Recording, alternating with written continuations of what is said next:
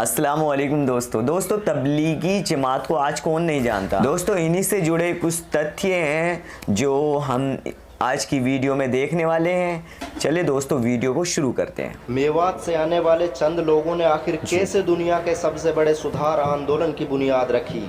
मेवात के अनपढ़ लोगों में वो ताकत आई कहाँ से कि वो दुनिया के 195 देशों में इस्लामी सभ्यता के संस्थापक बन गए। मेवात जिसे तबलीगी जमात की जननी कहा जाता है, जहां मौलाना इलियास कांधलवी के कदम पड़ते ही इस्लाम की क्रांति का बिगुल बज उठा। मेवात के मियाजी मूसा और मियाजी मेहराब सहित एक समूह इस्लाम के प्रचार प्रसार के लिए भारत के मुख्तलिफ हिस्सों में गया। उसके बाद एक एक करके मेवात से सैकड़ों जमातें दुनिया भर के हिस्सों में इस्लाम के प्रचार प्रसार के लिए निकली। तारीख गवाह है, मेवातियों के ईमानी जज्बे के सामने बातिल ने अपने घुटने टेक दिए। उसके बाद खड़ा हुआ विश्व का सबसे बड़ा धार्मिक संगठन, जिसे आज दुनिया तबलीगी जमात के नाम से जानती है।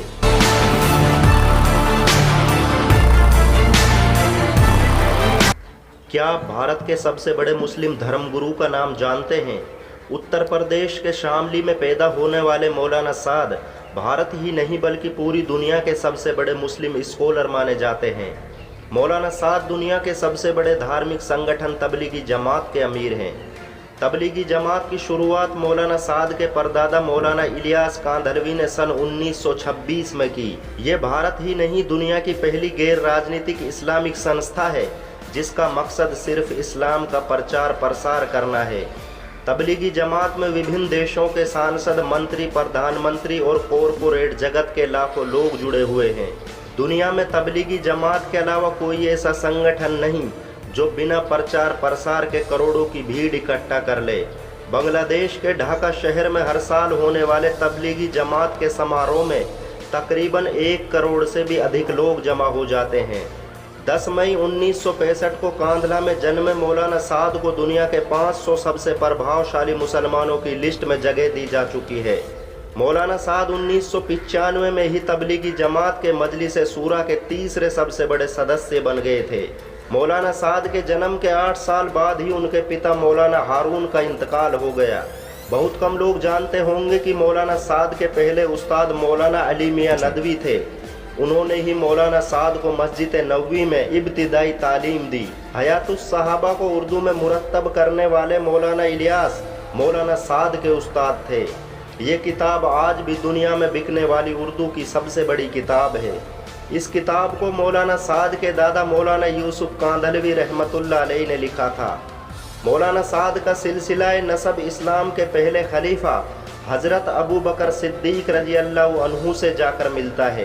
मौलाना साद ने दिल्ली के कासिफुल उलूम मदरसे में शिक्षा हासिल की और 1986 में फरागत हासिल करने के बाद दीन का काम करने लगे। ये भारत के उन चुनिंदा लोगों में से हैं जिन्होंने इस्लाम की तबलीग के लिए पूरी दुनिया का सफ़र किया। रूस, जर्मनी, फ्रांस और अफ्रीका के जंगलों में भी मौलाना साद के चाहने वाले लोग मौजूद हैं। तबलीगी जमात की स्थापना उस वक्त हुई जब भारत में शुद्धि आंदोलन अपने उरूज पर था। ये वही आंदोलन था जिसने इस्लाम के खिलाफ सबसे ज़्यादा किताबें लिखवाई और मुसलमानों को इस्लाम से हटाने का मंसूबा बनाया। ये वही साल था जिसमें अंग्रेजों ने मुल्क के शाम पर कब्जा कर उसको 3 हिस्सों में तकसीम कर दिया। मेवात के कोख से जन्मी तबलीगी जमात का हेड ऑफिस दिल्ली के निजामुद्दीन में स्थित है।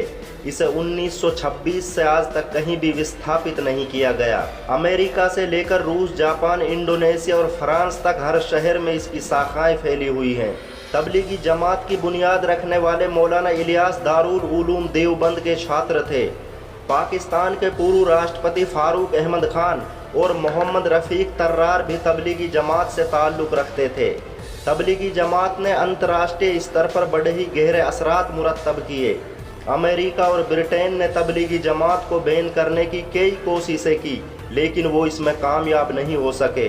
आपको ये जानकर शायद हैरानी हो कि तबलीगी जमात का पहला बड़ा इज्तिमा 1946 में हुआ और इसकी पहली विदेशी जमात 1964 में युगांडा गई। इतिहासकारों के मुताबिक ये इस्लाम की तबलीग के लिए भारत से युगांडा जाने वाला पहला दुनिया का समूह था। तबलीगी जमात दुनिया का पहला संगठन है जिसने हुकूमतों को बदले बगैर ही दुनिया में इस्लाम का परचम लहरा दिया। जबूती के जंगलों में होने वाले समारोह में हर साल कई हजार लोग जमा हो जाते हैं। तबलीगी जमात दुनिया का पहला संगठन है जिसमें गूंगे और बहरे भी इस्लाम की तबलीग का काम करते हैं। यमन और मलेशिया में होने वाले इज्तिमा में हर साल गूंगे और बहरों की जमातें निकाली जाती हैं। कांगो के जंगलों में सबसे पहले इस्लाम तबलीगी जमात ने ही पहुंचाया था। पिछले कई सालों में कांगो में 5000 लोग इस्लाम कबूल कर चुके हैं। ये दुनिया का पहला संगठन है जिसने हर देश को प्रभावित किया। 21वीं सदी में सबसे ज़्यादा आलिम तबलीगी जमात ने पैदा किए। साल 1926 में जिस वक्त तबलीगी जमात का गठन हुआ उसी साल RSS की बुनियाद रखी गई और उसी साल मुसलमानों पर जुल्म कर रहा इजराइल देश अस्तित्व में आया। इतिहासकार लिखते हैं कि ऐसा लग रहा था जैसे किसी ने फिरौन के लिए भारत में मूसा पैदा कर दिया हो। तबलीगी जमात दुनिया का इकलौता संगठन है जिसमें हर शख्स अपना खर्च खुद उठाता है। इस संगठन को आज तक फंड की ज़रूरत महसूस नहीं हुई। दुनिया में बहुत से वैज्ञानिक आज तबलीगी जमात के काम करने के तरीके पर रिसर्च कर रहे हैं। इसे आर्थिक रूप से दुनिया का सबसे अमीर संगठन माना जाता है। तबलीगी जमात दुनिया की सबसे बड़ी संस्था है जो जुए और शराब जैसी बुराइयों के खिलाफ एक व्यापक अभियान चलाती है। इसमें काम करने वाले लोग अफ्रीका और कांगो तक के जंगलों में जाकर इंसानियत की शिक्षा देते हैं। भारत के हर शहर और गांव में तबलीगी जमात के लोग मौजूद हैं। भारत की आज़ादी में तबलीगी जमात का बड़ा अहम किरदार रहा। मशहूर स्वतंत्रता सेनानी मौलाना उबैदुल्ला सिंधी और मौलाना हुसैन अहमद मदनी भी तबलीगी जमात का हिस्सा थे। मौलाना उबैदुल्ला सिंधी ने ही रेशमी रुमाल तहरीक आंदोलन की शुरुआत की, जिसने भारत की आज़ादी में निर्णायक भूमिका निभाई। सुभाष चंद्र बोस द्वारा अफगानिस्तान में बनाई गई भारत की पहली अस्थायी सरकार में मौलाना उबैदुल्ला सिंधी भारत के पहले गृह मंत्री बनाए गए। तबलीगी जमात से ताल्लुक़ रखने वाले मौलाना अहमद हुसैन मदनी ने ही ये फतवा जारी किया कि अंग्रेज़ों की नौकरी करना हराम है, जिसके बाद अंग्रेज़ों ने उन्हें बगावत के जुर्म में रोम के माल्टा में कैद कर दिया। मौलाना अहमद हुसैन मदनी को 1954 में भारतीय हुकूमत ने पहले पद्म भूषण से सम्मानित किया। उसके नाम से भारत में पोस्ट कार्ड भी जारी किया गया।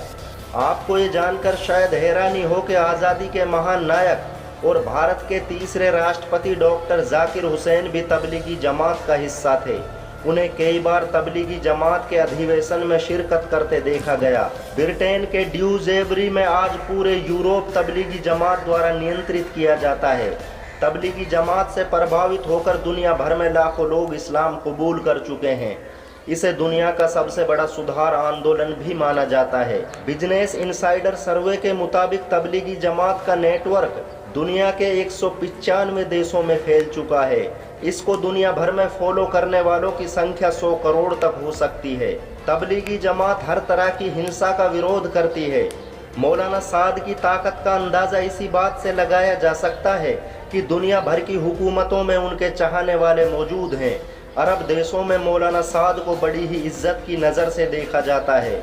आज उनके एक इशारे पर मुसलमान अपना सब कुछ कुर्बान कर सकते हैं।